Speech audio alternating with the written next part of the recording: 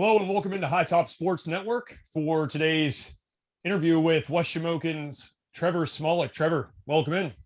Thank you. Jumping right into it. Take me through this season so far. You guys are past the holiday break, getting down that stretch run, the important conference games and things of the sort beginning now. So kind of take me through how the season's been so far and some of the things that you personally look forward to here maybe down the stretch run. It's been very fun. I mean, playing with a new group of guys, because obviously last year we lost so many seniors, but playing with the guys that I played with in elementary school, getting to do that again, and getting to get the new chemistry with the new guys. It's been very fun to do. Now, obviously, you bring up those seniors. Your brother was one of those. How strange is it for you to not be playing with them for probably the first time and probably it feels like forever, or probably is forever?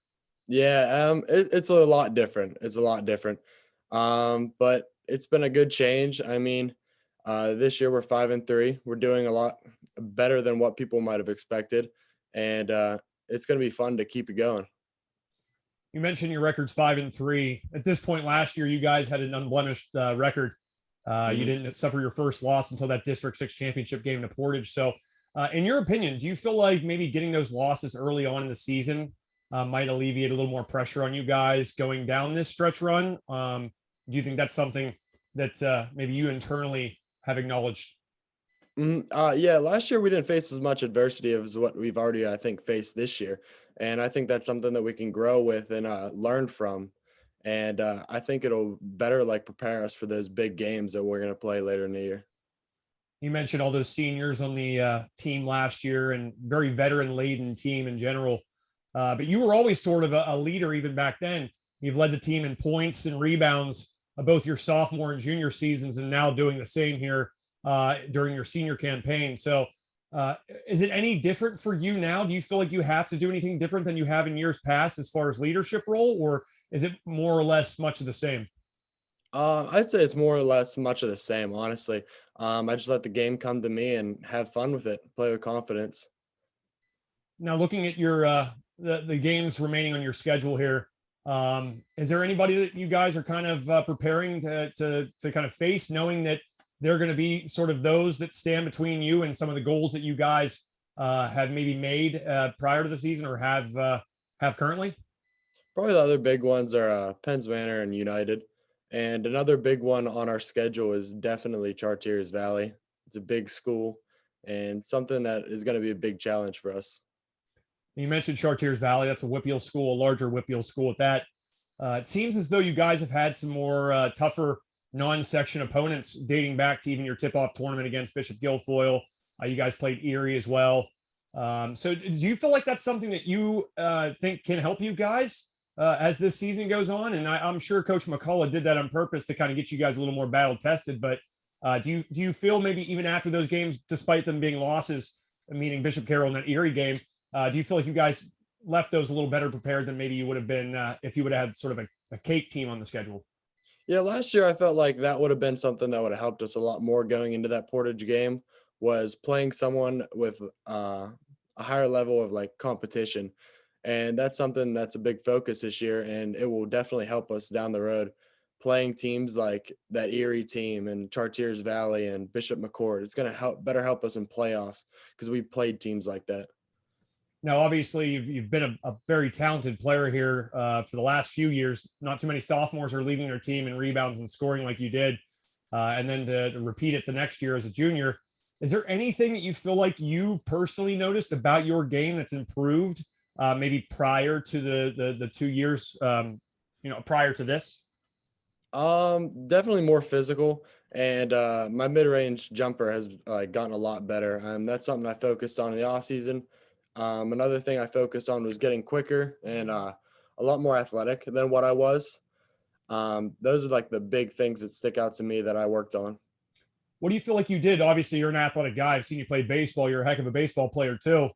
Also, a nice young man. You helped me that one day when I was filming your baseball game. You came out there, and you and Isaac Ollinger last year helped me break down my gear and took it to my car for me, which was awesome for you guys. But what do you do? Yeah. What does it take to become more athletic? Like what have you personally done to help increase that athleticism?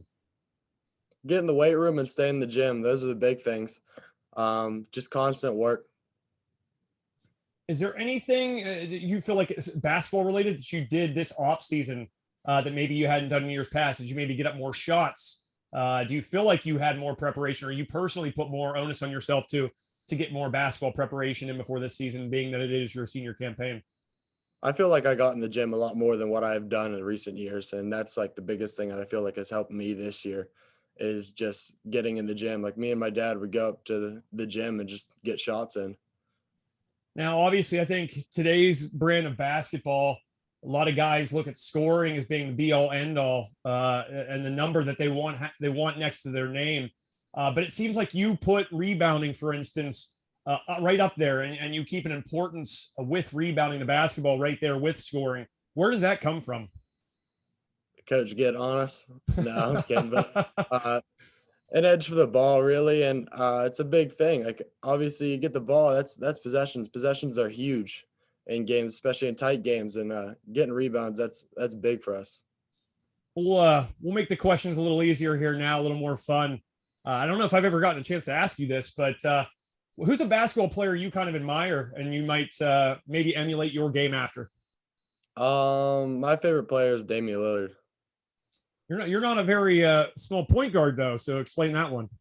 I just always like the Trailblazers. They're struggling this year, but he's always just been a guy that I've liked. Your number. Explain how you chose your basketball number. Your number 12. How'd you choose that? That was a number that I got in the AAU organization I played for when I was younger. They just gave it to me, and I've stuck with it ever since. I was wondering if it was like a Brady or Aaron Rodgers type correlation there. I can't think of any basketball players who wear 12. I wasn't sure. No. What's your favorite post game meal? What are you craving usually after a game? Ooh. I said these weren't hard. Now here you go. Ooh. Wow. I'd say anything. I mean, there's most times I have spaghetti before a game, and I normally will just eat that again after the game. But that's something that I like to eat. I'm sure your mom's happy with that answer because the last thing she wants to do is think about cooking again, so you can eat those leftovers from the pregame. Yeah. What's your favorite memory, not including this year, but what was your favorite memory maybe the previous years in your varsity time at West Shamokin? Definitely last year, winning the Heritage Championship and just being with that group of guys. That was definitely my favorite group of guys to play with, being that my brother was in it, and obviously guys I had this year playing too. And I just loved playing last year. Now, fast forwarding, what has been maybe the most rewarding or your favorite memory so far here in 2021, 2022? The squad that we have now this year, we played with each other in elementary school, and that was like we were very good in elementary school. And just playing with them guys again, it's awesome. Now, obviously, last year was a shortened season. I'm going to kind of go back to this because you brought up a really great point. You talk about the Heritage Conference Championship.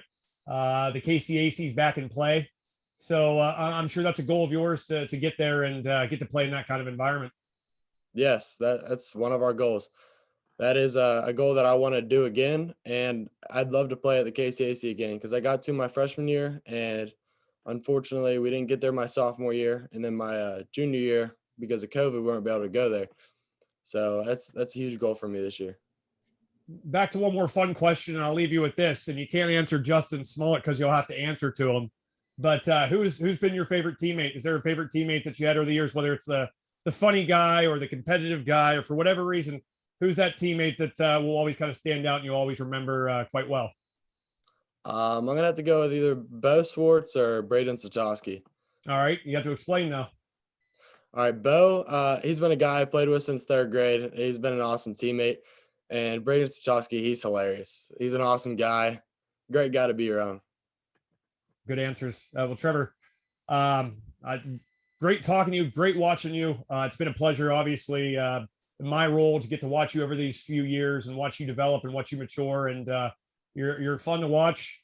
I always say you have one of the more repeatable strokes when it comes to shooting the basketball that I've ever seen as far as covering basketball. So keep that up. That's a hard thing to do. People don't realize how hard it is to find that consistency of that stroke over and over and over again and find it and make it repeatable. So best of luck moving forward. We'll be watching. And as a matter of fact, we'll be there on Friday as you guys take on one of those teams that you mentioned are going to be sort of a team to watch for on your schedule, the United Lions here on High Top Sports Network. So, Trevor, thanks again, and we'll see you on Friday for the contest against United.